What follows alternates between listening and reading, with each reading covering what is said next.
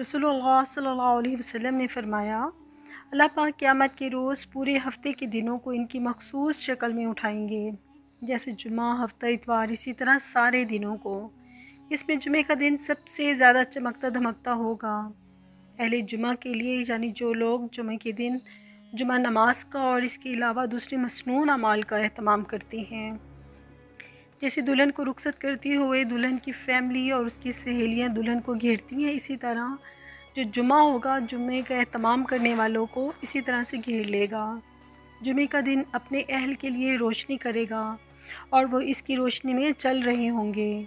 इनके रंग सफ़ेद बर्फ़ की तरह होंगे, इनकी खुशबू कस्तूरी की तरह महक रही होगी और वो कफूर के पहाड़ों में घुसे हुए होंगे। जिन्होंने उन्हें हसरत से देखेंगे, इनकी आंखें झपकेंगी नहीं, यहाँ तक कि ये लोग जन्नत में दाखिल हो जाएंगे अजर व सवाब की नीयत से। अज़ान देने वालों के अलावा कोई इनके मकाम को नहीं पहुँच सकेगा। हज़रत अबू हुरैरा रज़ियल्लाहु ताला अन्हु रवायत करती हैं कि आप सल्लल्लाहु अलैहि वसल्लम ने फरमाया, जुमे के दिन हर बालिग पर गुस्ल करना फ़र्ज़ है, और ये कि मसवाक करे या खुशबू मुयस्सर हो तो खुशबू भी लगाए। रसूलुल्लाह सल्लल्लाहु अलैहि वसल्लम ने फरमाया, जो शख्स गुस्ल जनाबत की तरह एहतमाम से गुस्ल करे फिर नमाज के लिए जाए तो इसके लिए एक ऊँट सदक़े का सवाब है, और जो दूसरी घड़ी में जाए इसके लिए गाय की कुर्बानी का सवाब है कि उसने गाय की कुर्बानी दी, और जो तीसरी घड़ी में जाएगा इसके लिए जैसे उसने एक सींगदार मेंढा जो है वो सदका किया, और जो चौथी घड़ी में जाएगा उसने एक मुर्गी सदका की, और जो पाँचवीं घड़ी में जाएगा इसके लिए एक अंडे जितना सवाब लिखा जाता है कि उसने अल्लाह ताला की राह में एक अंडा सदका किया। ये जो कैटेगरीज़ हैं कि इंसान पहले जाएगा, फिर उसके बाद जाएगा, दूसरी, तीसरी, चौथी, पाँचवीं घड़ी में जाएगा तो उसके लिए कितना सवाब लिखा जाएगा। कोशिश करनी चाहिए कि पहली घड़ी में जाना चाहिए ताकि ज़्यादा से ज़्यादा सवाब लिया जाए।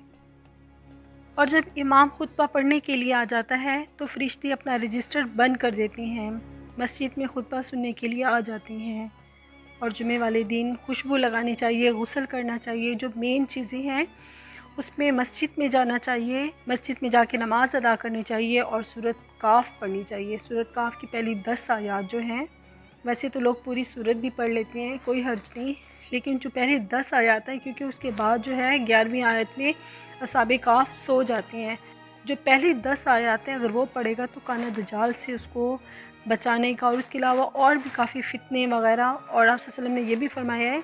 कि जो जुमा के दिन एहतमाम से ये सारा कुछ करता है तो एक जुमे से दूसरे जुमे तक उसके लिए नूर होता है, कि उसके लिए वो जुमा जो होता है वो नूर का बाइस हो जाता है। और कसरत से आप सल्लल्लाहु अलैहि वसल्लम पर दुरूद पाक पढ़ना चाहिए जुमे वाले दिन या आम दिनों में भी, लेकिन जुमे वाले दिन ज़्यादा खुसूसियत के साथ पढ़ना चाहिए। जितना हो सके दुरूद पाक पढ़ना चाहिए। तो अल्लाह ताला हमें बेहतर तरीके से जो अल्लाह ताला के अहकामात हैं उन पर अमल करने की तौफ़ीक अता फ़रमाए, और अल्लाह ताला मुझे अपने वालिदैन के लिए सदका जारिया बना दे और मेरी औलाद को मेरे लिए सदका जारिया बना दे।